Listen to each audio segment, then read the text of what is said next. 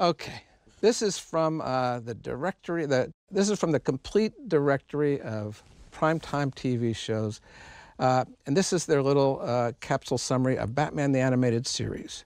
Gotham City's Caped Crusader returned in primetime television in this animated series that was much more somber in tone than either the 1960s live-action Batman or the animated versions that had run in the 70s and 80s. This animated series was produced by Tim Burton. I don't think that's true. Batman the Animated Series really changed the way people were making animated drama. This was not the usual fare for kids' entertainment. We weren't just reinventing Batman. Batman's villain gallery was all being reinvented.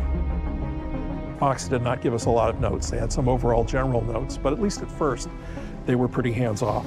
I always look back at this series and I am stunned at the stories that we got away with telling. We did push back aggressively because we felt like we kind of had to. There was many, many days when I would drive home and think, oh, I'm gonna get fired tomorrow. We got an education while we were producing this series. And it really was like watching these mini movies. We didn't treat them like a TV show. We treated them like a motion picture.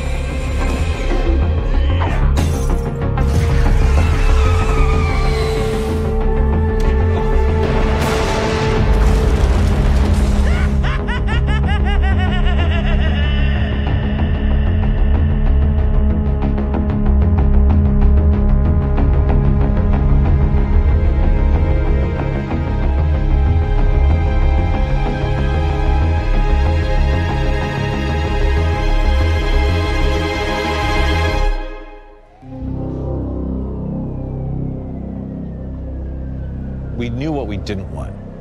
We didn't want the show to seem like every other adventure show on TV.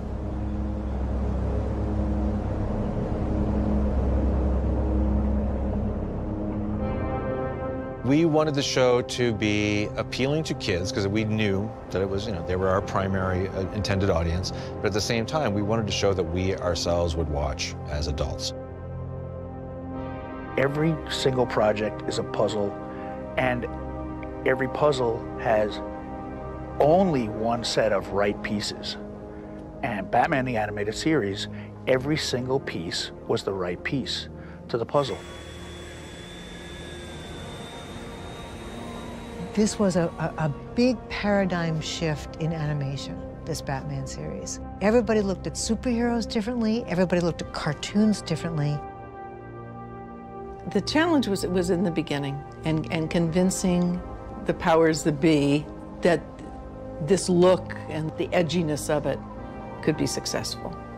That, oh, it's so dark.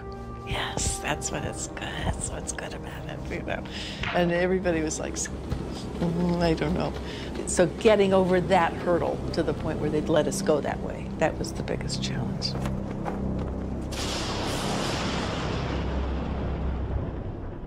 Fortunately, Eric and I were kind of in the right place at the right time. We happened to be working at Warner Brothers when, the prospect of doing an animated Batman show came up, and, it was, Gene's like dangling that brass ring. We're like, okay, grab it. And there's just an artistic integrity that was inherent to this series, and it was absolutely because of all of the people that really cared about what they were working on and put their whole selves into it. And it just shows in the work, and the fact that it resonates with people and fans as long as it has is a testament to it. There's no explanation other than that because it's just an animated show. But the fact that it had that impression, for me, is a result of the fact that, that passion lives within the entire creation of that experience. So to be part of that collective is just truly unique.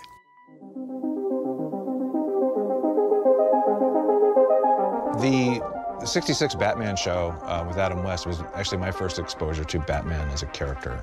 It was like my gateway drug. It was a show that we could watch with our parents, and everybody was entertained. It was very cartoony. So it was all that pop, pow, kind of Warhol, pop art kind of way of viewing the story. There was just something about it, you know, the whole larger-than-life aspect of it, you know, the costumes and the sets. I was really invested in the show because for crazy villains like the Penguin and the Joker and everything, there really did seem to be sort of life and death stakes. And then a year later, there was a scene where Batman is singing "I'm Called Little Buttercup" to Robin, and I'm going like, I'm out. I can't take this seriously. People love that show, but it's not at all what Bruce Timm was going to be going for in this show. And I liked the comedy of it. I liked the silliness of it. It didn't scare me. But then we made a cartoon series that was pretty damn scary.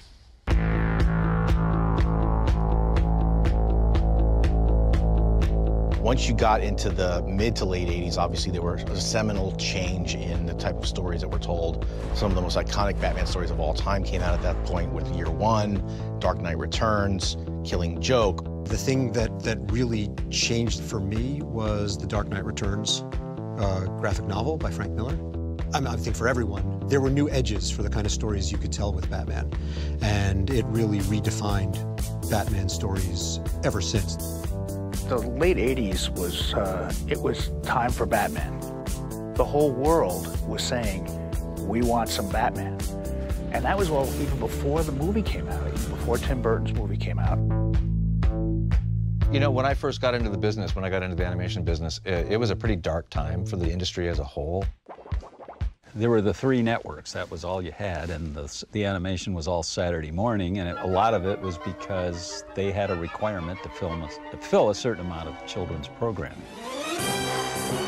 It was always very children-oriented, even the action-adventure shows, and they were very formularized. You had to have an interesting sidekick all the time, and almost always you had to have a funny animal character. So when you did a show like Super Friends or something, you know, as somebody who had grown up with DC Comics, it was like, well, not the way I would have done it.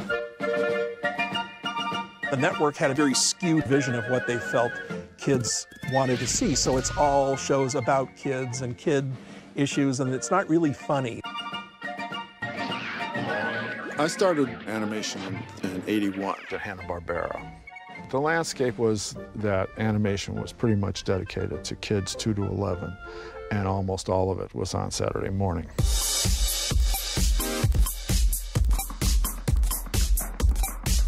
They always had in mind, whatever the show was, is this going to be okay for 2-year-olds? And that's what held back for me a lot of the creativity. They had to worry about making sure that the toys were sold, but also keeping the various pressure groups off their backs.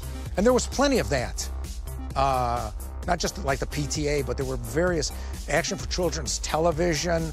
You know, a lot of these people were constantly being called up to Congress, you know, to explain themselves. Children's programming, back then it was really rough. Congress got involved. And you know how great things are when Congress gets involved. The answer is no!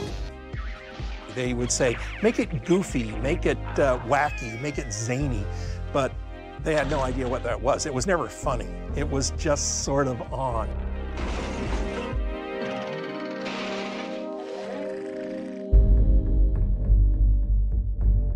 We had a wonderful broadcast standards woman on the show, Avery Coburn. She understood this was an afternoon show and that we would be appealing to an older bunch of kids, that there would be guns and there would be fistfights.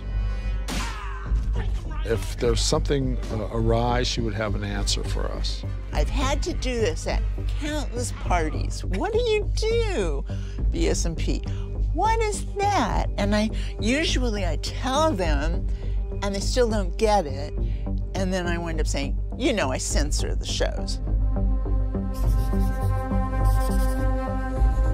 But really, I don't think of it as that. I think of it as an editor would work with a writer on a book. She is an unsung hero of this thing, because if we had had a normal broadcast standards person from like the 60s or 70s, I would have been flayed alive.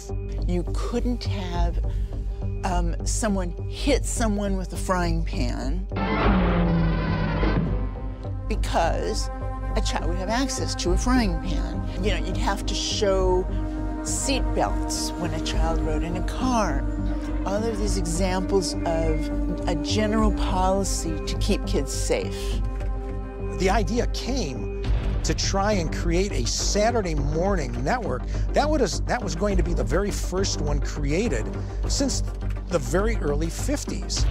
We have to have cartoons, we have to have advertisers, we have to have eyeballs. But what about the content? How's the content going to be different? Because now you're talking 1990 and not 1952. We decided that we were going to do something different, and it would be a show aimed at comic book lovers in their tweens. We would go over every scene and all the action and talk about standards.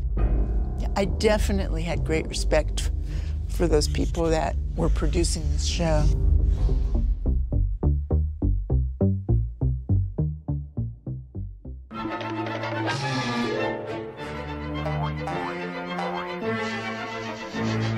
I started working in the 80s, and the very first show I worked on was a puppy show for ABC.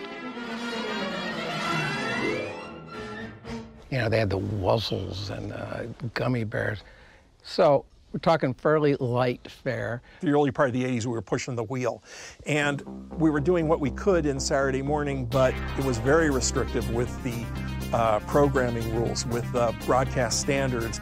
It began to get hard to come up with stories that would interest me, the writer, as well as the kids, because of the BS&P pressures. I had to make shows that were essentially, you know, action shows, but the action had to be so toned down that you could hardly call it an action show. We ended up with having the heroes standing around talking a lot. You won't get away with this, you rotten rug jockey! Don't worry, General. We'll take care of him. We had the Army in there, but they weren't allowed to have weapons. No guns were ever allowed. They could have shovels. I worked on the last incarnation of Super Friends with Alan Burnett at Hanna-Barbera. And it was very frustrating trying to tell a superhero story at that time on the networks. Be careful, Robin. One slip and we're done for. I was about 5 shows into it, and I said, you know, I'm going to have somebody shrink the superheroes so that they fight small things. And that's a sign that there's trouble when you shrink your superheroes, because you're desperate for stories. You won't be bugging me much longer. We had a scene where Robin kicks a spider off a table that's going to attack them. And we got the BS&P note, is the spider okay? We have to show that the spider is okay. And so we had a panel put in the storyboard where you see the spider crawling away. That first year on Super Friends was just, I don't even want to, I've never gone back to see them. I'm sorry, Dr. Gulliver, but there's got to be a better way than shrinking people. My introduction to the superhero world in animation was with Super Friends, which I just thought was goofy as hell. Forgive me, it just was. The drawings were not good. The voices were god-awful. And the scripts were really pretty bad. You really had your hands tied in terms of how the stories worked out. You could not have conflict. You could not have violence of any sort. They didn't like punching. I mean, I'm talking about Superman hits a wall instead of a person, but that was too violent. The standards and practices were so restrictive that I remember in the last season of Super Friends, we introduced Darkseid into it. And there was a great deal of conversation about whether or not we could use the name Darkseid or whether it was too scary. That was the climate that we were in. The industry just wasn't thriving.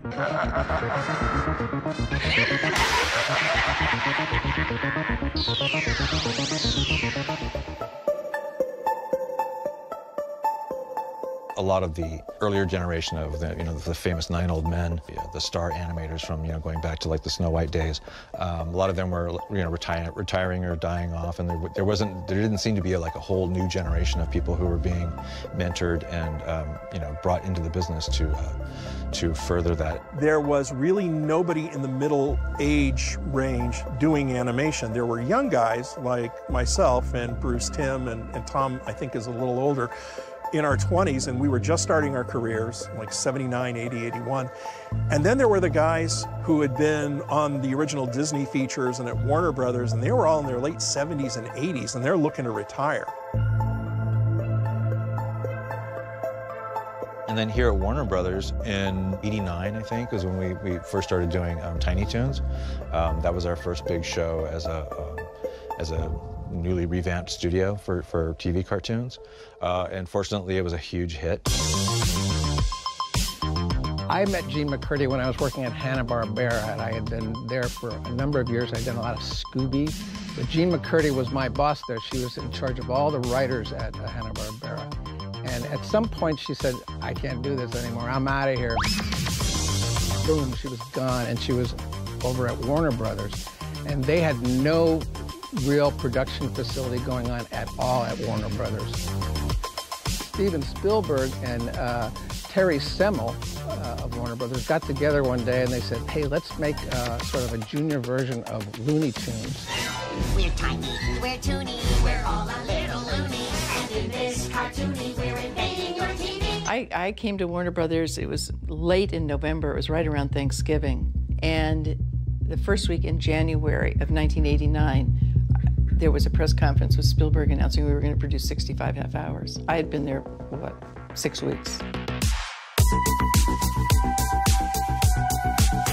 And they went to McCurdy, who was in charge of the animation department, which was really inactive, and they said, who do we get to make this? They said, you know, what's it going to take to put this together? Because at first they were talking about farming it out to HB.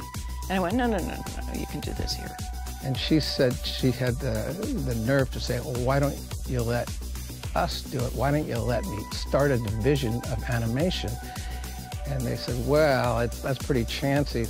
Let's give it a try. I know some really good people. And it was like, how am I going to do this? I'm not real sure. And, thank God for Tom Ruegger, who I had worked with at Hanna-Barbera. Tom was willing to come on board and take it on and really had a vision for what it should be. I was fortunate enough to be the first hire and was asked to come in and do development on Tiny Toons. At that point, Warner Brothers, they just wanted to please Steven Spielberg. Spielberg was at his peak, so Warner Brothers was all in on getting Steven, or maintaining Steven's happiness. Please, Mr. Spielberg. We don't care if the show's a piece of junk. I don't care if this is on budget or over budget. Don't care if it's, a hit or a failure. We don't care if it's a disaster. All we care about is keeping Steven Spielberg happy. But if Steven's happy at the end of the process, we'll be happy because we'll have this great relationship. He was a big part of why Tiny Toons had a lot more money thrown at it than previous cartoons for TV. They were so supportive in terms of money, time, all of that. And Steven attracted talent, and the fact that we wanted to be really competitive and were willing to pay to be competitive really made a big difference. We got good people. Had a really decent-sized budget. We had a decent-sized schedule. And of course, the writing and the animation was all really good. It was good.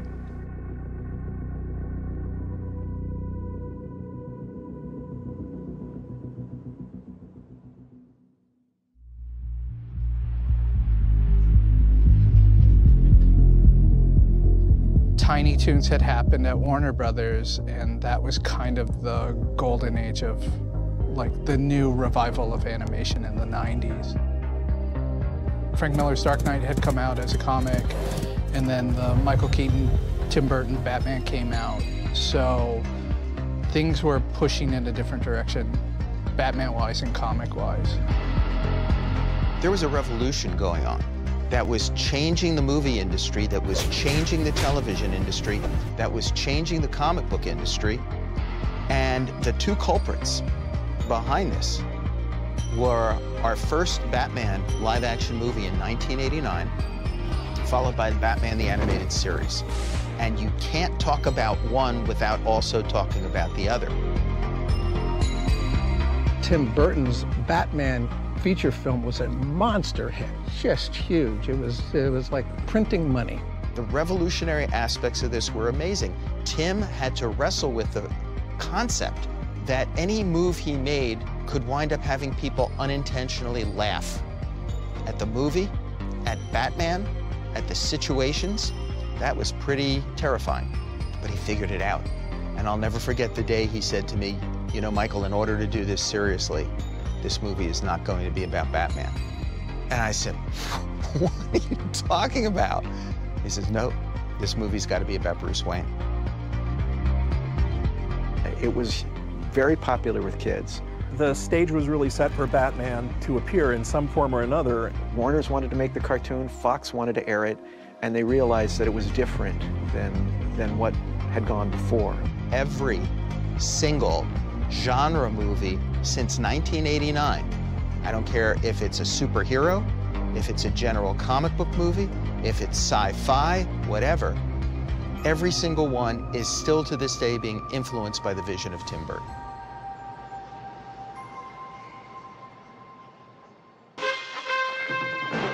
There was a lot of other adventure shows on TV. They were pretty much, all of them were all toy tie-ins. Prior to that, a lot of the influence came out of companies that wanted to capitalize on brands that may have had some life in theatrical, and to build on that, they could do an episodic series, which basically advertised the toys for a series, so that the focus on quality entertainment and storytelling was not at the forefront.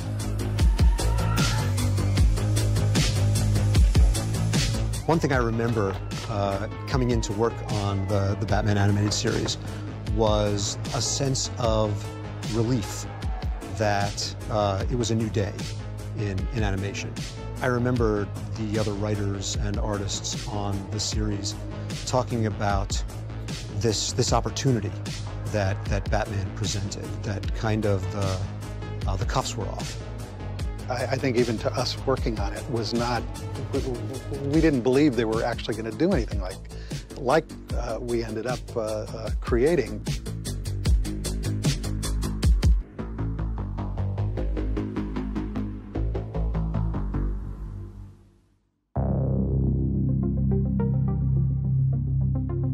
When we were finishing up the first season of Tiny Toons, my boss, Gene McCurdy, had a big meeting with the entire crew and basically said, yeah, you know, we're probably going to do another second season. We're still waiting to get a pickup on that. And in the meantime, we're going to develop other new shows. And one of the things we're thinking about developing is Batman as an animated property.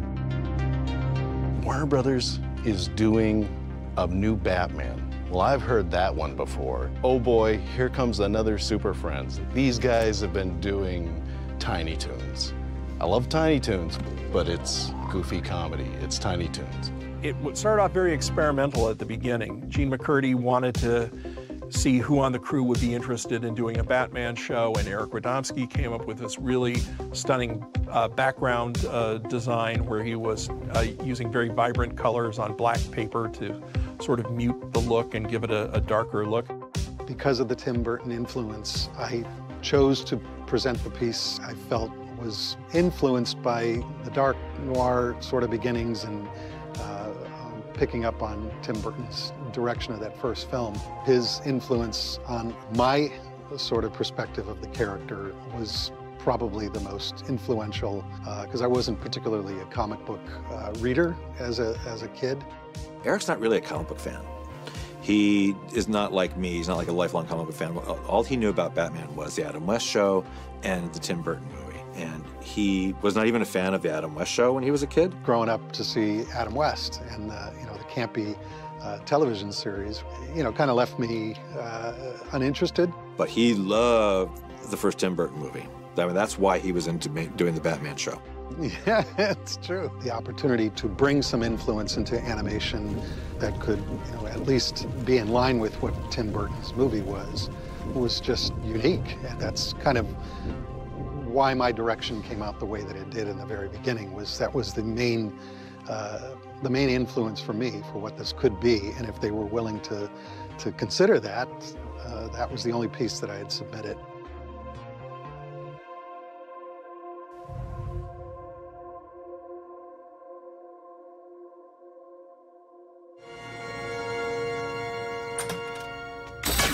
Bruce Timm is the hero to those of us who love and care about Batman, because he was the right person at the right moment in time. He was able to see the door opening and jump in and pull it wide open. And Bruce Timm, I think he's been drawing Batman all his life, in some form or another. And he just went to his office, drew a model sheet. Within like about an hour or so, I filled up an entire 8.5 by 11 page of just different Batman designs. So the next time Jean had one of these big meetings, I showed up with this sheet of Batman drawings, and she went, "Wow, that's really cool." He brought it to me. He's the one who said, "Here, this is what I would do." Okay, that looks good. It wasn't hard. It isn't hard to recognize something that's working. And he was working. It was good. It's like, yeah, if we do a Batman cartoon, that's exactly what he should look like. And she said, "Yep, that's him. Why don't you and Eric work together?" They were both great. And it was an interesting pairing because they were very different personalities and styles, but each very passionate about what they did. Bruce Timm and Eric Radomski barely knew each other. They had seen each other, but they were working on different things. Gene literally called us together, basically said, "We like both of your take on, at least an art direction for this show." She took Eric's background concepts and married them with my character designs. And said, I want you guys to make a Batman short. Would you be interested in producing a sample piece that we could, see what this might look like as a show? Like 2 minutes long, whatever, 2-3 minutes long. Here's, you get a certain amount of money, go for it, do exactly what you want it to do. And we'll show it to Fox, and hopefully that'll light a fire under them and say, yeah, let's make this show.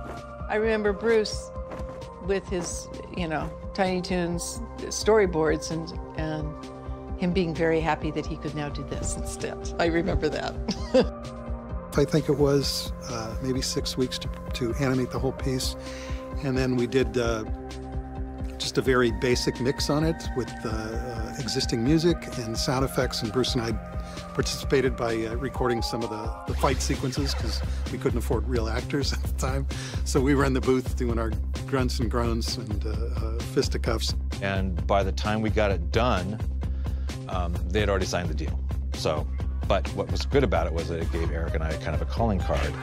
Wow, I'd never seen anything like that. And nobody had seen anything like that with the cinematic quality of it. And even though it's just a minute or two long, it captures everything about Batman.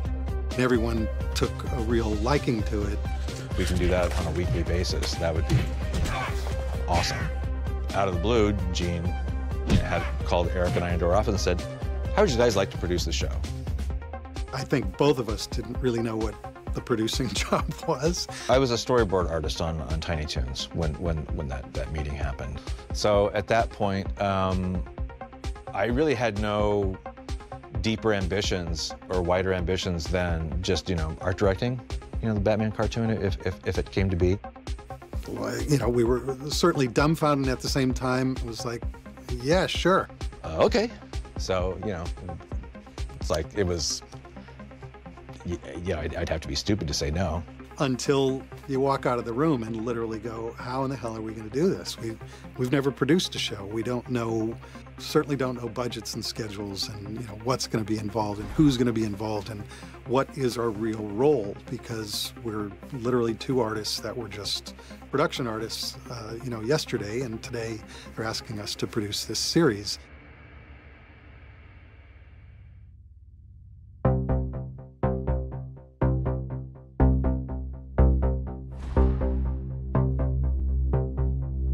We had a green light and we had a deadline.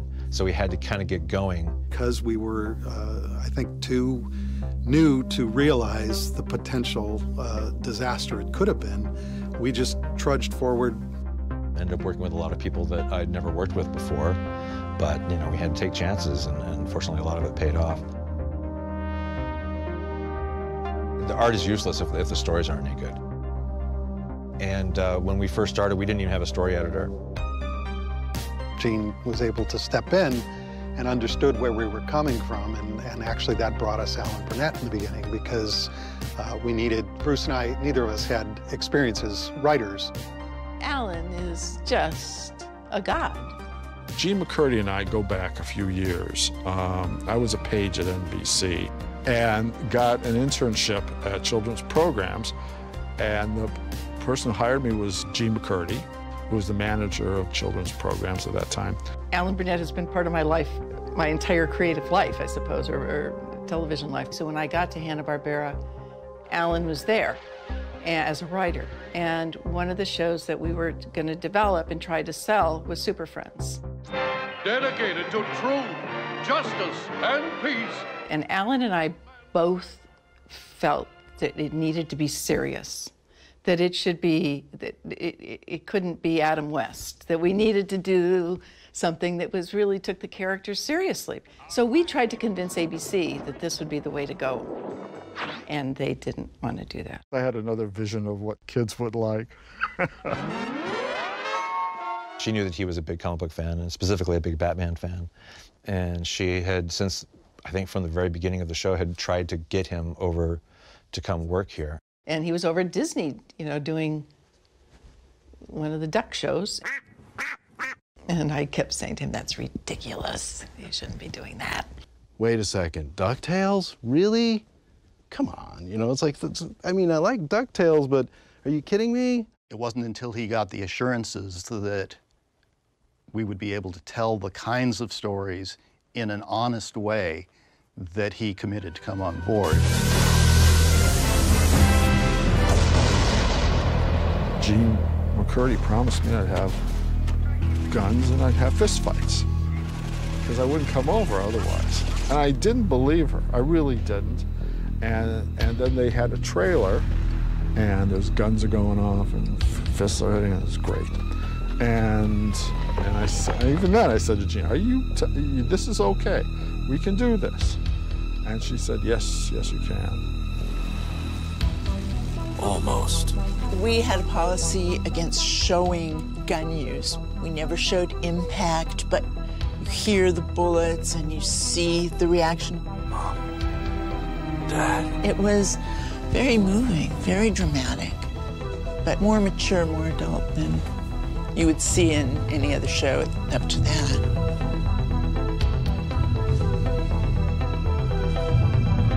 Stop!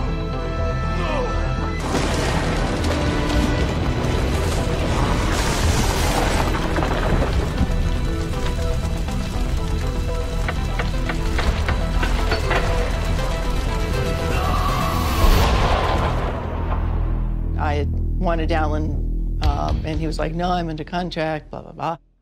But I did not come over to Warner Brothers until the very last, I didn't make a decision until the very last day of my deal, and I finally said, okay, I'm going to come over. And so I was glad that I did. He's made his move. And so he took a chance and came on board. And from that point on, it pretty much saved the show. His vision of the show was really, really close to what Eric and I both wanted it to be. And it was true. I could finally have a noirish show with guns and fights, impactful stuff. He seemed to have a vision of the show that was very sharp and very smart, and it was really the words to Bruce's visuals and to Eric's, stylizations. It really was like the missing piece. He was a little older than us and had more experience, and obviously had his career as a writer prior. But he understood what we were trying to do with the series, as well as he was a huge Batman fan. So I think he was able to assure the executives at the time that we had a solid team. It wasn't just two rogue, young first-time producers saying, leave us alone, let us do whatever we want to do. So thank God for Alan. He put the whole thing, he put all the pieces together and got it up and running and humming like a fine machine.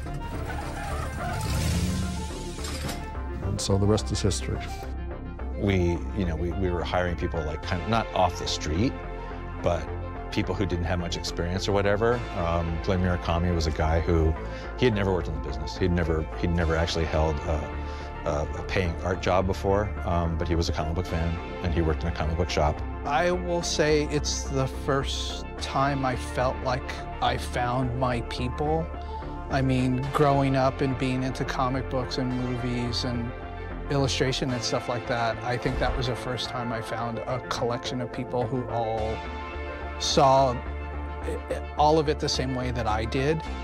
I think everyone was striving for the same goal. Everyone wanted to make the best kind of show that they could. So that's pretty unique. I was too kind of naive to know any better.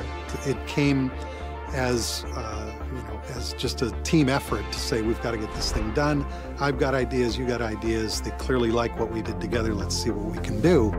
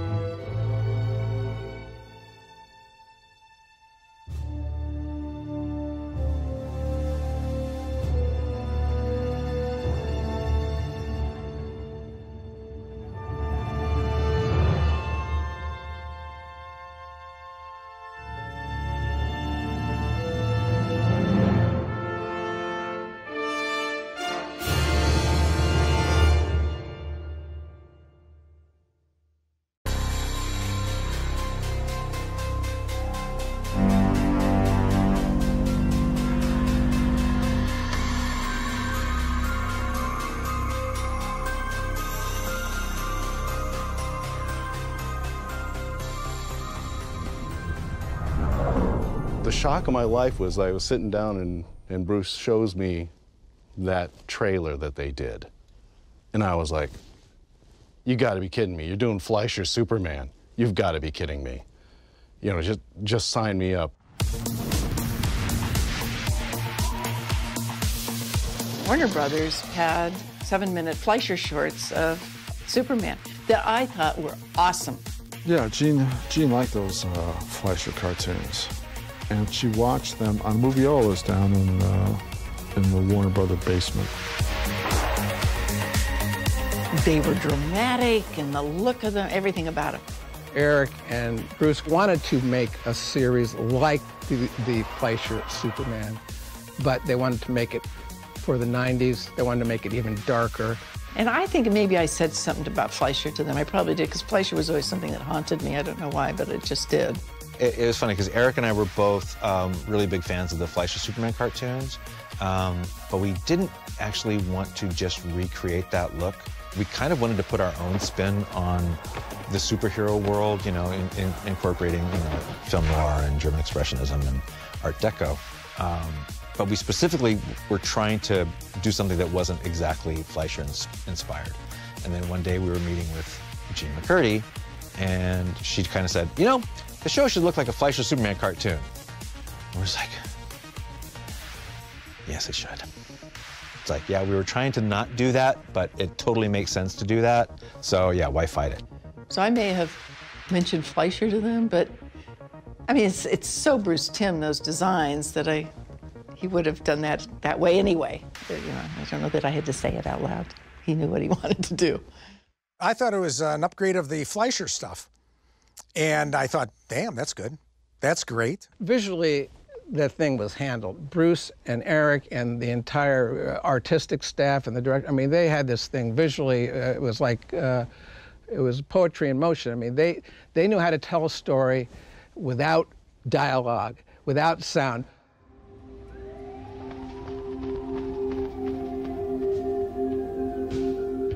Dark Deco is a term that I came up with on the spur of the moment once, just because it is combining two different things. The dark look of the show was something that Eric and I were both really into trying to achieve. We both wanted to bring like a kind of an old-timey film noir kind of sensibility to the visuals. And that meant dark. That meant, like, you know, just having the show take place almost all the time at night. Working with a lot of silhouette was going to be part and parcel of the show. The darker setting lends itself to just the graphic side of what a comic book is. And Eric had come up with this brilliant plan of doing all the backgrounds on black paper, on black board. I really liked it. I mean, the idea of doing everything on the black paper was very stylish. It really looks like it's painted on black velvet, and it's just beautiful. You're not pulling drawings out of the light, you're pulling the drawing out of the darkness, which is, of course, where Batman lives. Having been a painter for the past, the 2 years prior to being, I was like, I want to paint that entire city over and over and over again, and especially at night, because all of that dark imagery you've got to paint in. So it just occurred to me, what if we started with the dark environment and we just brought light into it? And the deco aspect of it came basically just from me being a fan of the architecture of that era. Batman was created in the 40s, so it's almost like it just never stopped being the 40s. There's cell phones and there's VCRs, but it's Art Deco. It's like Batman lives in this forever Art Deco world, so that's the way we handled it. I mean, the cars, some of those cars look like they come from the giant cars of the 40s, but then there's helicopters in the sky that don't look like they were from the past at all, but something from the future. They turn on the TV and it's black and white. So it's like, it's black and white, but yet you have this incredible Batmobile and Batwing and these, very high-tech gadgets.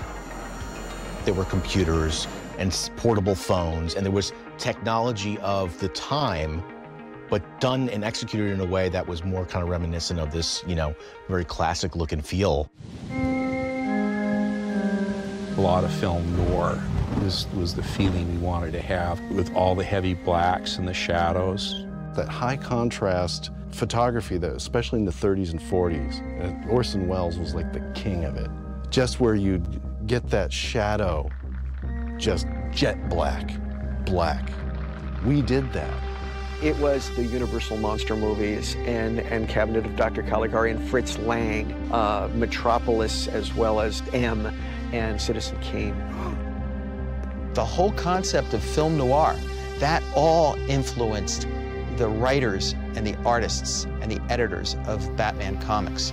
All of that were just as influential on the people involved with Batman, the animated series. And you can see it clear as day.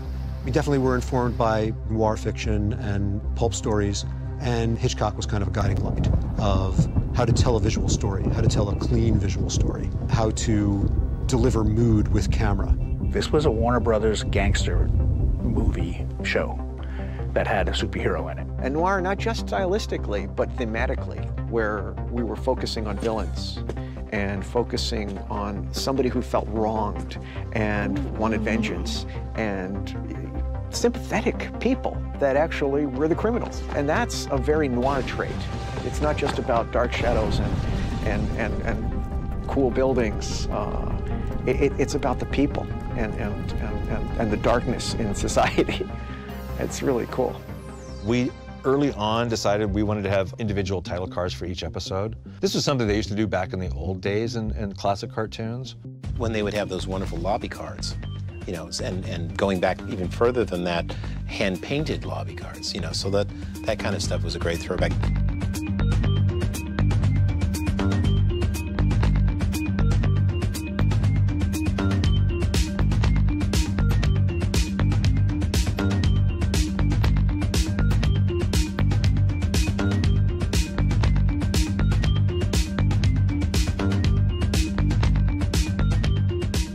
Thought, okay, why not? You got nothing better to do. There's a little bit of time left in those 24 hours of every day. Why not throw in a title card on as well? So fortunately, Eric was really into the whole idea, and he ended up designing, I would say, most of those title cards himself. Hats off to him, because those to this day are still like some of the coolest title cards you've ever seen in a cartoon. When we came down to designing the title sequence for the show, Eric and I don't remember whose idea it was, but between the two of us, one of us said, well, why don't we just redo that pilot film that we did that sold the show, with Batman fighting some thugs on a rooftop kind of thing. It was dark and gritty and scary. It's all shadows. You don't hardly see anything until Batman's lit up by a bolt of lightning.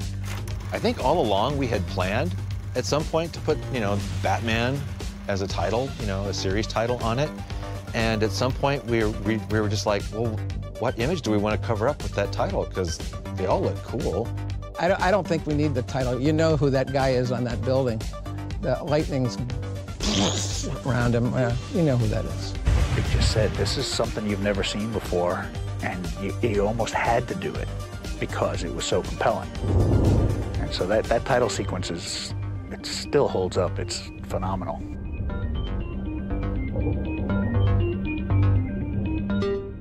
I think a lot of people think to adapt a comic book into animation, they're trying to achieve the look of the comic book. Previous attempts to try and do comic book things in animation, they tried to emulate the models from the comic books very closely, that had a lot of anatomy in them, a lot of muscles, a lot of curves and everything like that. And one of the genius things that Bruce and Eric did in bringing this to the screen was that they simplified it. Bruce was aware it needs to be animated, it needs to move around a lot. How simple can we make everything?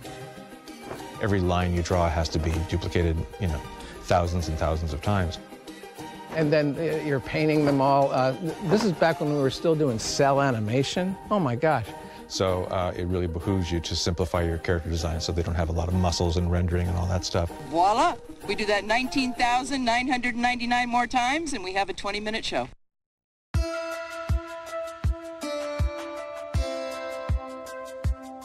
The villains all had their own unique design challenges. Some of them I had a pretty clear idea of what I wanted to do with. The Two-Face character, I pretty much nailed him right out of the gate. The most obvious thing I did with Two-Face was to simplify his clothes, because in the comics, he traditionally has like a purple suit on one side and like an orange suit on the other, and the purple side has like, you know, like plaid. Because in comics you can do that. You really want to, like, you know, emphasize, you know, that how different the two sides of his personality is. And so I was looking at that in the comics, and I went, well, I'm not going to animate. I don't want anybody to try to animate plaid. That's just way too many lines to animate. And purple and orange is really ugly to look at as a color combination, which is intentionally ugly. But it was just I couldn't stand to look at it. And I thought, well, wait a minute. You can't get any more opposite than black and white. So I'll make his bad side, you know, dark, and I'll make his supposedly good side, you know, blindingly white. And it was such an obvious idea. It was kind of like, in retrospect, kind of like surprised that nobody had ever done it before. But it worked really great for our show. The funny thing about the Bruce Timm style, it is so appealing, and so many people seem to think they can get it. It's a very tough thing to actually do. When I looked at the characters and saw how simple the designs were, I thought, well, you know, I guess this will work. I don't know, we'll see. Ultimately, it was a brilliant stroke. The Bruce Timm style really is, you know, it's curves against lines. I mean, as people at Disney were doing that for years and years, you know, in feature. We just utilized it in TV animation. I was working at the Don Bluth studios in the early 80s on the video games and on The Secret of NIMH. The whole Don Bluth aesthetic was very much classical Disney. That's where I first heard concepts like straights against curves, and talking about, you know, the different masses and stylizing the shape so they'll animate well, and et cetera. People loved it. They ate it up. The interesting thing about Bruce Timm, though, is, you know, Bruce Timm is self-taught. That's the thing that I just find wacky and remarkable. And maybe that's what's made him so unique, that he didn't have anybody telling him how to do it or what to do, which is also always an issue with Bruce. For years, when I was just drawing for my own amusement, I pretty much taught myself how to draw from, mostly from, like, you know, copying my favorite artists in comic books. Later on, when I got into the animation business, Dan DeCarlo was one of those artists who got passed around a lot, and I really started paying attention to his comics and the way he drew girls, especially their facial features. And so there's definitely a little bit of DNA, Dan DeCarlo DNA, in the way I draw the female characters in the Batman show. I think you can see it in the smiles and the kind of heart-shaped faces, etc. Alex Toth was another artist that I kind of got to later in my career. He had designed a lot of stuff for the Hanna-Barbera cartoons in the 60s, you know, specifically Space Ghost. When I eventually got to design Batman for animation, he was kind of a subliminal design in the back of my head. I wasn't specifically trying to draw like Alex Toth, but there's a ghost of an Alex Toth drawing, a Space Ghost drawing underneath my Batman drawing, even though I wasn't subconsciously, you know, channeling Alex Toth, but it was just kind of there, and it kind of came out. With his animation expertise and his comic book background of people like Kirby and Toth, and his experience at Bluth, you know, all melded into this Bruce Timm style. And once I eventually got to do the Batman animated show, all that stuff kind of rushed together and became the Batman style. It wasn't your typical Filmation look or Hanna-Barbera look. It was a design look that had never been seen on Saturday morning.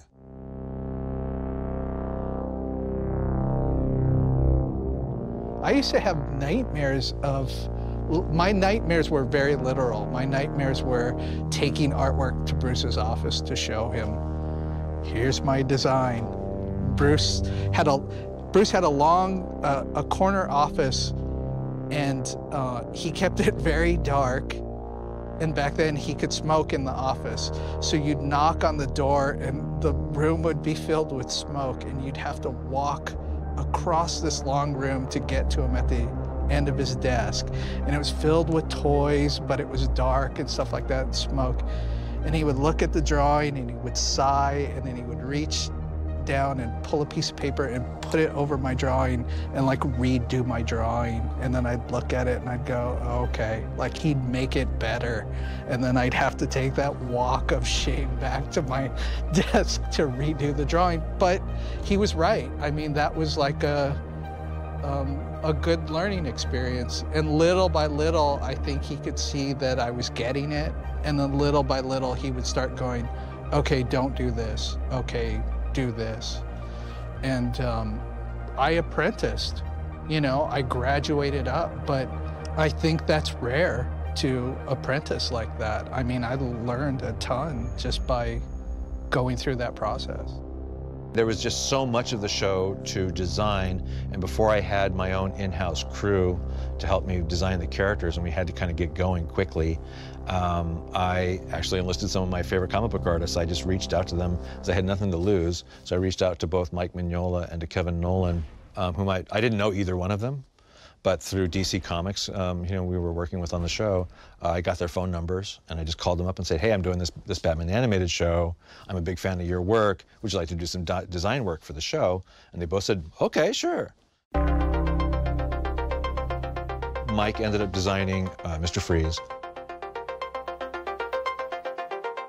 The designs he came up with for, you know, Mr. Freeze is very much an old school kind of robotic, you know, to me it looks like Lon Chaney in the old Man-Made Monster movie.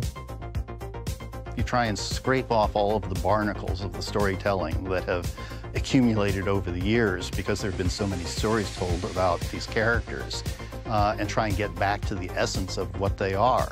All that anybody knew about Mr. Freeze at that time was that he was the jokey guy in the old Batman show who made weird ice puns, you know?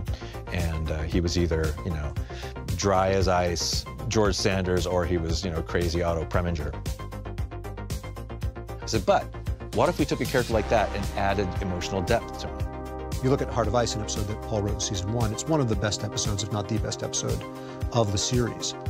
And it took a character, Mr. Freeze, that previously didn't have this origin, didn't have this emotional story. And when Paul did what he did there, it changed the landscape. You know, it changed people's understanding of Mr. Freeze and the depth with which we were looking at these villains forever.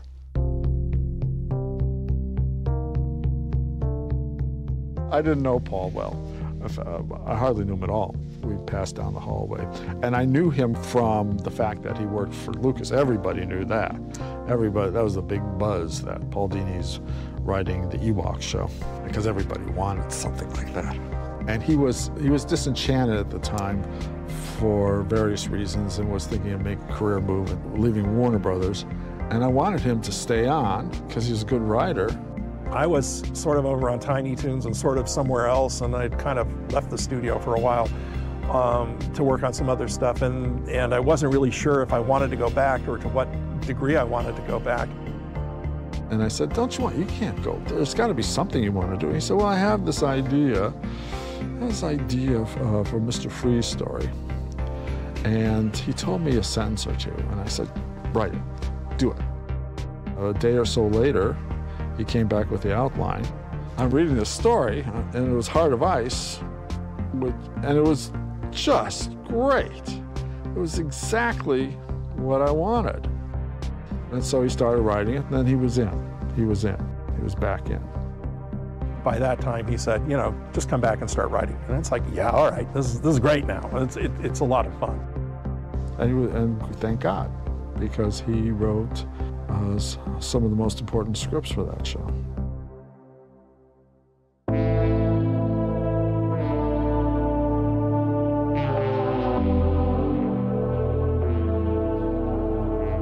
Mr. Freeze has never been more understandable, more relatable to. They found a humanness in the villains. They found a why, and they let us know the why.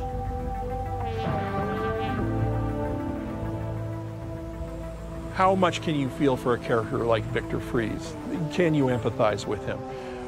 Can you love a character like Harley Quinn, who makes bad decisions and still keeps going back to this maniac? Can you empathize a little bit with the Riddler and his ongoing need to try and prove himself over Batman? The idea is to make every character human, even the bad guys. Part of that was Paul, part of that was Alan, and part of it was the two of them made sure that they had a lot of writers who were inclined to take the characters seriously and not write in stereotypes. You know, not have just, you know, some crazy villain doing crazy stuff. The villains wanted things. They wanted human things. those make you care about the characters a little bit more, and you know, it's important because that sets it up for the next generation. They can take it a step further and to make the characters a little more human, a little more funny, a little more interesting.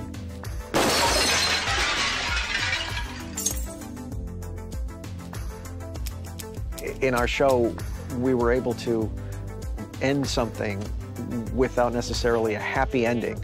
The villain gets his comeuppance, but because we've related to the character and we felt sorry for them, it's a tragedy. Again, very noir, very, very noir. All the villains are not just treated as like toss-away characters. It was a soap opera, and it opened up the possibilities of animation not just being for children, that you could really get involved into the characters. Harvey Dent, that was such a great character. One of the fastest storyboards I've ever done was the ending of that one, where Grace is coming down the hallway and he screams. It's Richard Mall doing that death-defying scream.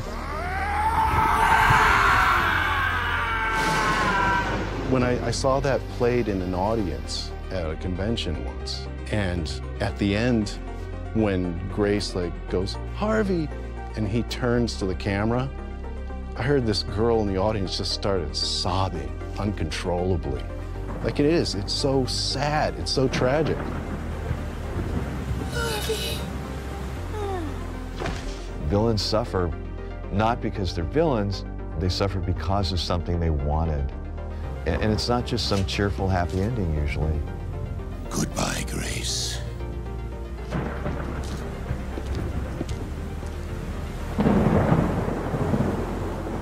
One of the things that was unique about the working environment on the Batman show was that we were working as a unit, that we were all together, the writers and the artists were all together. And that made a huge difference. It meant that if there was something that was unclear in the script, the director could come down and say, "Hey, what did you mean by this?" And so there was a lot more interaction between the art and the writing staff than there were on most shows. The show was just, it was a juggernaut. It was just huge. And we were putting out, I think, 3 scripts a month, something like that. Oh, it was chaos. we really were, you know, flying by the seat of our pants. It's Sherman Oaks. This is the animation studio for Warner Brothers where they put together the Batman cartoon. And as you can see, Batman himself kind of beating up on one of the animators. Warner Brothers started at the Sherman Oaks Galleria, the large, it was an Imperial Bank building, is the way we referred to it. It was like a 14-story building right next to what used to be a shopping mall. It was basically just an office building. It was, I heard a lot of people used to complain that it was just like a ratty old dump. And I don't know, I'm used to working in ratty old dumps. Almost at every studio I've ever worked in, they were all kind of low rent. We shared a floor with a real wild group of people. I remember there was a fist fight one night. It's a big, you know, bunch of offices, and there's a big bullpen area where there's just a lot of cubicles and stuff. It looks like it could be, you know, any corporation, you know, except that there's, you know, usually a lot of artwork tacked up all over the walls everywhere. Everybody was making it up as we went along. I mean, that was part of the fun of it. It was figuring out how to do it and how to get the best out of people and to let people. I was a real firm believer in letting people work on what it is that they wanted to work on, what they liked, and because that's when you're going to get good work. There was a lot of fun. There was a lot of discord, and at times there were a lot of fights because everybody cared about the characters.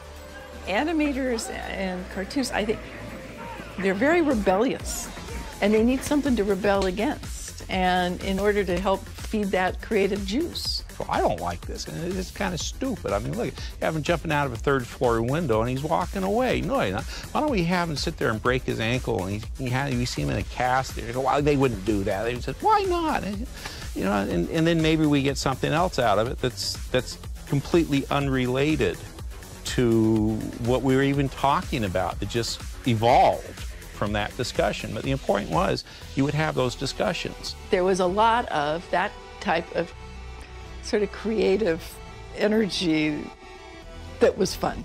It was fun. We had a good time. So we had so many strongly talented people on the series. You know, playing pranks on people while they're working. Keep seeing images of Dan Reba stumbling down the hallway into these booths in a Batman costume, you know, getting in a fight with Eric, you know, and stupid stuff like that. This is generally a very congenial place. People here really get along. It's lots of fun. Well, oh, you saw this last hour. There they go again. It's Batman and the writer. And, you know, it's funny, we finally built a, you know, fancy studio over at Sherman Oaks, over there. That's when we started to lose it, I think, because it was better when it was still sort of the termite terrace feel. Just, we weren't successful. You know, you kind of want to be the scrappy kids, and we always had Disney as our foil. You know, we always thought we were much better. We made a very good series. I'm not bragging. I'm telling you after the fact that everybody put their heart and soul into it and worked together, and we succeeded in making a series that I'm so proud of.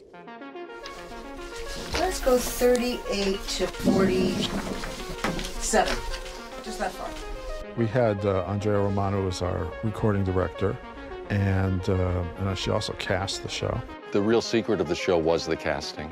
Andrea studied acting in college in New York, and then she became a stage manager, I think, and then she became an agent, and then she eventually became a director of animation. But so she understands what actors go through. She understands the process. So the recording sessions were always really wonderful experience that everyone would look forward to. We, you know, had a meeting with her and kind of told her, you know, the kind of overall feel that we wanted the show to have, that it would be, you know, very much, you know, realistic and straight and serious, and not high-pitched and super high energy, you know, like say Tiny Toons. I think we even mentioned that we said, yeah, ideally it would sound like a movie from the 1940s, you know, that kind of fast-paced but realistic, you know, kind of naturalistic. And she seemed to get it immediately. She goes, I know exactly what you want. For a show like Batman, I need killer actors, ideally actors with stage credits, because it's that energy that's needed. I had never done an animated voice before. I had never auditioned for an animated voice before. I was a stage actor. I went to Juilliard. I worked on Broadway. I worked off-Broadway. I worked for Joe Papp at the Public. I was a New York actor. For the single character of Batman itself, I know I listened to well over 500 voices, well over. So many actors. We didn't fall in love with anybody. And when you're casting something as awesome as Batman for a series called Batman, you want to fall in love with him. You really want to fall in love with him. I had done commercial voiceovers in New York, so I had a voiceover agent. And he said, they're putting together a new show over at Warner Brothers. I know you haven't done any animation, but why don't you go over and give it a shot? It's Batman. And I said, no. I said, Batman's been around forever. It was on when I was a kid. I didn't go with any preconceptions. I didn't go with any preconceived notions or anticipation of who I was going to meet. I didn't know who Bruce Timm was. I didn't know who Andrea Romano was. I was just an actor going into an audition. So we bring him in on the callbacks, and he walks through the door, and he asked a couple of very intelligent questions. And then we let him audition for the voice of Batman. And it was truly the eureka moment that you wish for. Bruce and I looked at each other and just, you could see the stress of months of auditions just fall from our faces because we had found Batman. It was remarkable. The trick over this long arc has been to not let it get stale. And I learned this early on. Batman is not the disguise. Batman is who he went to, is what he became because of the tragedy of his childhood. It's where he found safety. It's where he is most comfortable, in that cave. And the suit of armor he puts on, the role he plays for the world, is Bruce Wayne. That's the performance. And so once I found that about the character, it really made sense to me. It kept the Batman voice from sounding artificial, and it kept Bruce Wayne from, it made him such a different persona. Kevin Conroy is just phenomenal, but it's not just him. I remember my agent called and left a message on my answering machine. And he's like, oh my God, you're her. You're the girl that's the Bat. You're Batgirl. And he was screaming and I was screaming and I was like, oh my God. Like, it was just such a huge thrill to book it. I was excited about it, but it was really like, this is a really good job, a really nice job, and I hope it lasts. You know, that'd be nice to do a few episodes. You know, here we are talking about it 25 years later. We're still talking about that show. Had no idea that something like that was going to happen.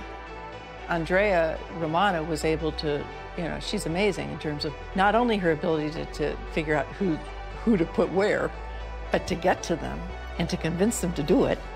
Every week there'd be some incredible guest star, and Ephraim Zimbalist Jr., and of course Arlene Sorkin. It was just an amazing, magical time. Who thinks of going to Paul Williams to be the Penguin? It was perfect, and it just sounded like a weird place because they were pulling guys. Ephraim Zimbalist Jr. was a great idea. You know, the guy had a voice, but it's like he wasn't a voice actor up until that point, and neither was Mark Hamill. Actors all live to a certain extent in a fantasy world.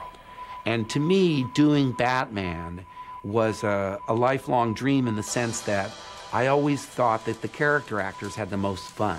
Oddly enough, as fate would have it, Tim Curry, who was voicing the Joker for me, was not a favorite of one of the new producers who came on the show.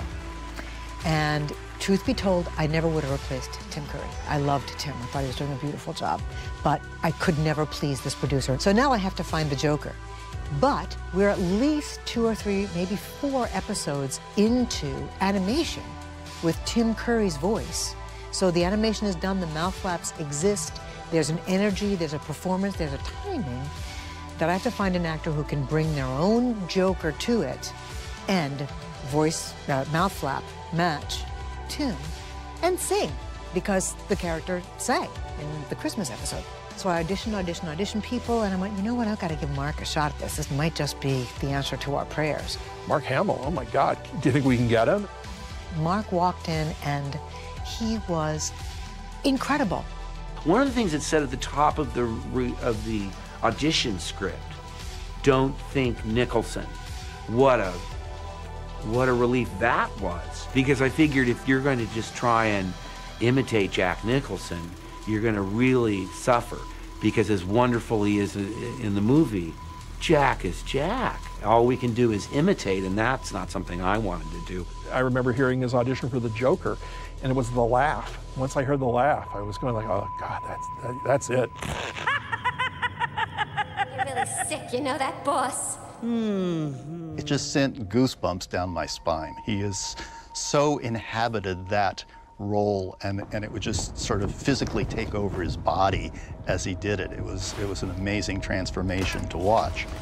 If the world decides to build a Mount Rushmore for the Joker, it's going to be Jack Nicholson, Heath Ledger, and Mark Hamill, because Mark is the definitive voice of the Joker. The Joker that you hear today on the cartoon by Mark Hamill is exactly the Joker he did for us when he walked in and auditioned for us.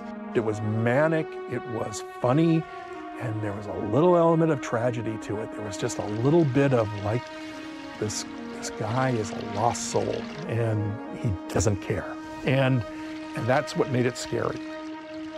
It was as if from childhood he had thought about how he would voice the Joker, if he ever got the chance to do it. Everyone was doing these incredible villain characters. Arlene, wonderful as Harley, I brought her up and said, hey, you know, I'm kind of basing this character on my friend. She's a comedic actress. How about getting her to do the voice? And Andrea was saying like, well, okay, I'll give her a shot. And she came in and she had this sort of warped Billie Holiday quality to her voice. And the fact that she hadn't done voiceover, that made her want to experiment and try different things. And she brought a newness to her performance and to that character, and it really clicked. Harley Quinn's a great example. What a character created by Paul Dini and Bruce Timm. And Here she is, this sort of zany sidekick to the Joker. That it came from Batman the Animated Series, and now Warner Brothers is thinking of giving her her own movie franchise. I mean, this thing really did create some lasting images and some lasting characters. So it was fun to have actors of that caliber, you know, and we had like almost the entire crew lined up like a radio play. A great thing about recording for Warner Brothers and Andrea Romano specifically is they really like to get all the actors together in a room. I can't say that I insisted upon it, but I really tried to always make that happen on every series I directed, because a major part of acting is reacting. So you have the other actors to bounce things off of. I wouldn't be nearly as good in what I do if I didn't have Mark Hamill feeding me as the Joker. So typically when there's a group cast record, all the actors will be in a semicircle facing the booth so that we can see the director. Everyone's in the room together, and it's just one big room. And you have music stands, and you've got a microphone, and you've got headsets on. So we would all be sitting there, all of it, except for Mark Hamill, who would always stand. I always knew Mark was in the show because I'd come in and there'd be one microphone stand standing. I said, oh, Mark's in this episode. You're really listening to each other and playing off each other. It's a very collaborative world. I would say a line and maybe the other actor would pause before saying something. And that would give me pause and make me think about what are they thinking. This is what you do in every realm of where good acting is involved. And that situation where we were all in the room together, that lent itself to that. I wanted to make sure that there was a sensitivity to these pieces, and that's why you'll see where there are emotional scenes that are played, I let them breathe. I wanted them to breathe. I wanted to take more time. I wanted the actors to make me cry, and they almost always did. And if they didn't, I felt like I hadn't done my job right. Andrea knew what to say to get the actors to give the performance that she and the other people in the booth were expecting or envisioned. So feel free to ask questions as we go along. I'll describe the action that I think is important for you to know, and we'll just go scene by scene. So remember, the animation is done later. We do the voice first. And all we get is a script with words on it. When we record, it's up to Andrea to paint the pictures for us. And that's what she would do. She would really paint the pictures of what was going on because she'd seen the storyboards. And she would tell us, you know, okay, you're in a helicopter and the mountain is coming right at you. And, you know, these kinds of things you couldn't necessarily picture or get from the script. There would be brief descriptions, but she would really paint the picture of it. And if it wasn't quite the right sound, you know, especially like, you know, in the fights, you know, there are different kinds of fights. You know, there's a difference between an and an ooh. So she would say, okay, now you're getting kicked in the stomach, you know, and she sees the storyboard. No, you're getting really kicked hard in the stomach.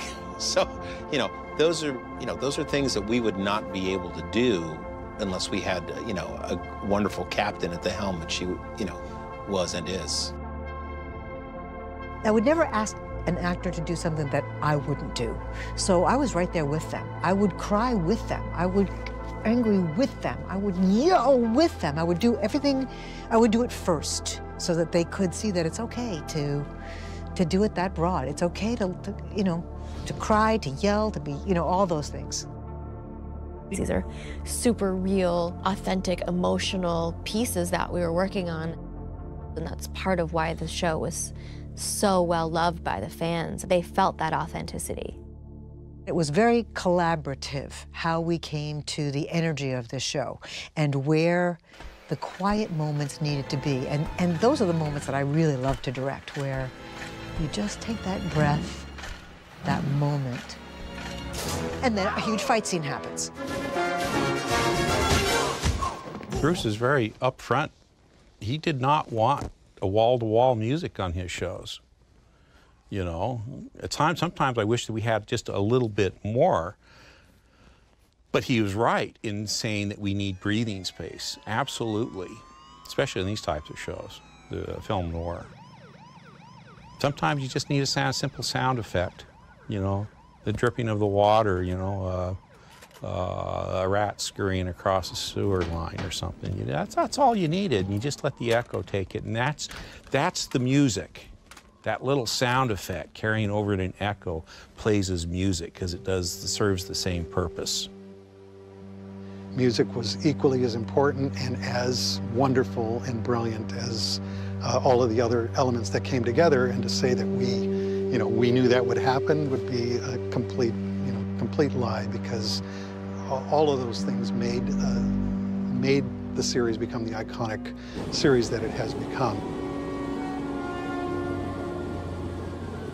For the first time in almost any animated show like that, we had real orchestral music. It wasn't a synthesizer.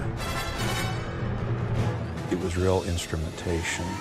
And we had Shirley Walker, who was just one of the greatest composers ever, in my mind. She was such a delightful person as well. She was phenomenal. She came up with a theme for Batman that is just haunting to this day. It's a haunting theme. When we did Tiny Toons, we need to make the music really important, and Steven wanted to spend all the money on the music. We were spending a fortune. Steven said to me, well, we have to have a full orchestra for these cartoons. And I was, oh, nobody does that. You record these little sound bites, Steven, and then you just cut them in where you need them and you use them over and over again. And he was like, no, we're not going to do that. And I was like, oh, okay. I wasn't sure what that meant. Well, it meant a lot of money. And so when we started Batman, there was like, well, we have to have an orchestra. I mean, that's what we do. That is now what Warner Animation does. We do full orchestra. So it was like, and so thank you, Steven. Got us the orchestra. Shirley Walker wanted this Batman animated series very much.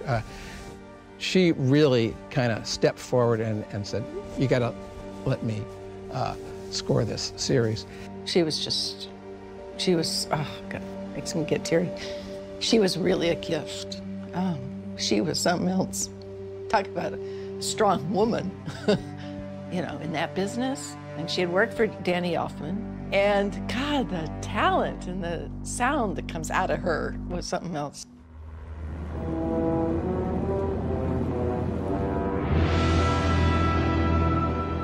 I have very, very specific memories of the very first time she conducted an orchestra to our picture over at the lot. Eric and I went over there, and we're sitting there in the control booth, and she's out there, conducting the orchestra. She runs the film, and we hear the orchestra, power up, and it's playing, that dynamic opening music to the first episode on Leather Wings, and it was like, trombones and strings, and it was like really dark and spooky and gothic, and it was just like, wow! It's like, this sounds great. I've never heard a TV cartoon that sounds like this. It's like, yeah, it was something.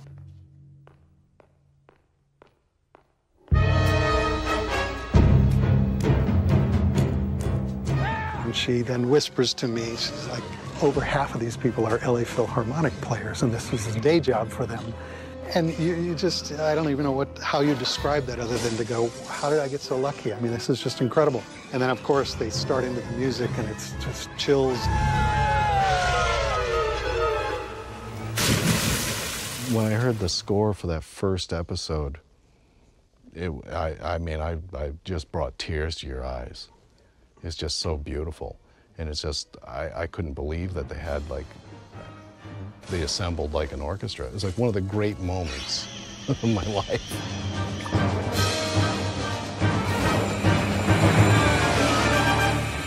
The first episode, we got a tape. It was a VHS tape sent to DC's offices. We all stopped working and we went to the conference room and we watched on Leather Wings like regular people. And we were thrilled because it took the comics seriously and translated it in a way that we weren't embarrassed by. And that is not always the case. So we were nervous to watch it, and we didn't know what a Bruce Timm was or a Paul Dini was at that time. But we were just thrilled, and we just then, after that, we would watch them as they came in and just enjoy enjoy the show as fans. And there's nothing better for us to be able to watch something and say, we don't have to apologize for this at all. And that, again, does not happen all the time. All shows have a lifespan. You start to run out of stories.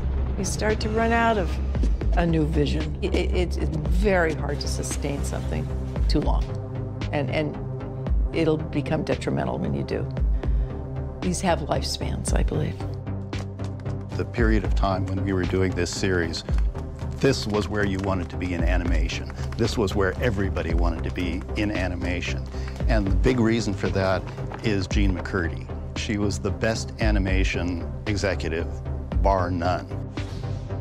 I started as a secretary, and 30 years later, I retired as president of the animation division. I think I was the first division president, female division president at Warner Brothers. I'm proud of that. You know, I have more appreciation for that now, being out of it, than I did when it was happening. When you're happening, you're just doing your job. Listen, I had a great time. I have no regrets. I worked with fabulous people and generous people. Jean had our back all the time, all the damn time. We could not have made the show without her running interference for us. Yeah, she was the enabler. She was the good parent, and there was no disciplinary parent. It's just do whatever you want. We amused her. I think we were like little clowns that amused her. We were also young. You know, I mean, we were all young. And there's something to be said for that. That there's a juice there and a need to make your statement. And you have a real fierce feeling that you're right. Yeah, even when you're not. And sometimes it works out.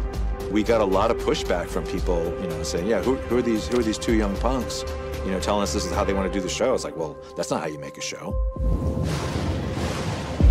You got to be gutsy. You got to break your own rules and see where they get you and take some chances and risk upsetting a few people. But, you know, more often than not, you'll come up with something kind of fun. The thing I miss the most are the people and the interaction. The interaction not only with the people themselves, but with that creative process. It's watching people wrestle with a concept and visualizing it and bringing it to life. God, that's a rush. That is a real rush. And that I miss. I don't miss all the peripheral shenanigans that go on around showbiz, but that part of it I miss.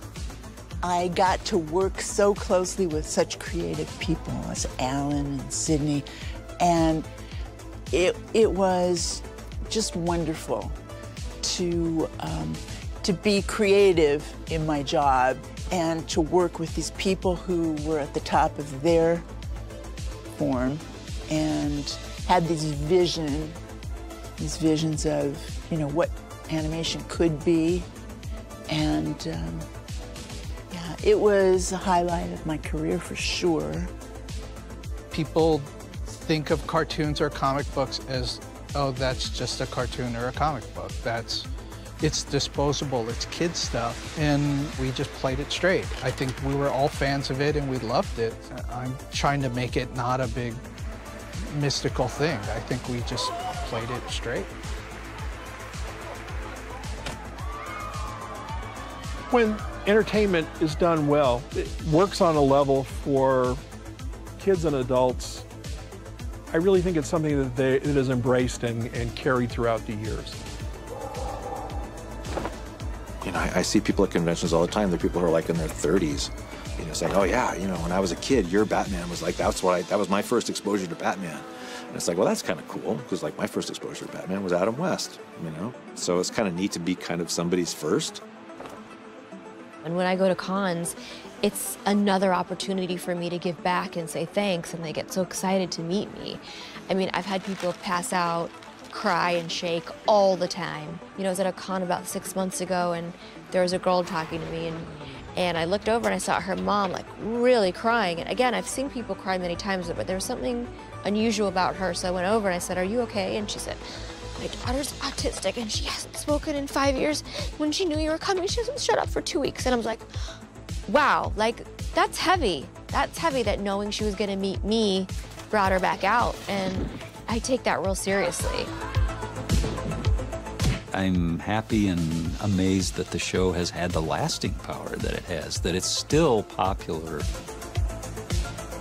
We have learned over the years that other people can come in with other creative perspectives on what a superhero should be or not be, and they're not always quite as successful or true to the integrity of a character. So often, you have artists who have the vision, who have the foresight, and want to break the molds. And then you also have people who are trained in the world of business, not wanting to rock the boat when you have a formula that has proven successful in the past. So you've got a resistance to change, to boldness and to daring. And it is only when both sides of the Gemini coin come together and listen to each other and be prepared to take risks, calculated risks, that innovative things get done. So until somebody breaks the mold and gets the ability to do something new and different, it doesn't get done, it's not successful. That is why this is so important, why the Batman animated series broke through boundaries, and these were hefty boundaries, and got people on the other side of the coin to say, okay, let's give it a go. Let's try it. You are making a compelling argument. We appreciate your vision, and we want to be supportive of your vision. Let's take a calculated risk on this and go with it. And the rewards were incredible. They always say this is regarded as one of the best adaptations of a comic book ever done, you know, or the best in many cases. A lot of people feel it is. And it's an incredible honor to have worked on that, you know, and to know you were part of it and hopefully in some small way contributed to that. A child grows up with it. There are certain elements that they really like. They'll take with them into their college years. They'll have a job, and then they'll see a figurine of a character, and they'll put it on their desk at work. I wonder if any of the shows that have been on over the last maybe 10 years will have generated that kind of passion a quarter of a century from now. I don't know whether that'll happen. I call a lot of the stuff today tonnage. It's forgettable. And it's not the fault of the writers, it's not the fault of the animators, but I do think it's the fault of people who are above them, who are in marketing and merchandising and are fearful. They second guess the writers, they second guess the artists. Most importantly, they second guess the audience. And you can't have a successful show if you're second guessing your demographic, because you'll never achieve anything of merit.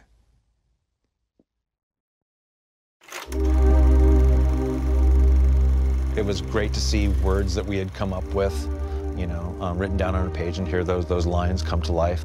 And it's amazing how often people will say to me that it's what got them into not just Batman, but into comics. You know, they become comic book fans. I was like, you know, the Batman the Animated Series was their gateway drug. So I was like, well, that's kind of cool.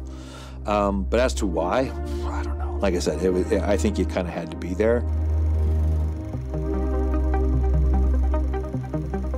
When you embrace the fact of the amount of talent that was involved and sacrifices that everyone made to make this series into what it became, it's just, it's personally overwhelming to know that this is still as popular, if not more, 25 years later. And it really, again, it's just a testament to the true passion people, the artists that worked on the show had for the content and for,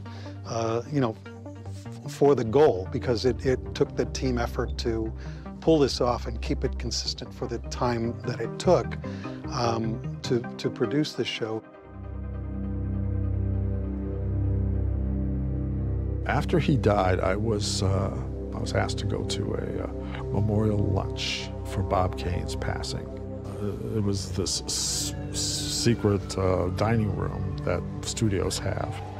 Paul Levitz, who's one of the smartest guys I've ever met, ever, said this wonderful little memorial statement about how Bob Kane had created this character who had a core that was so strong and so deep that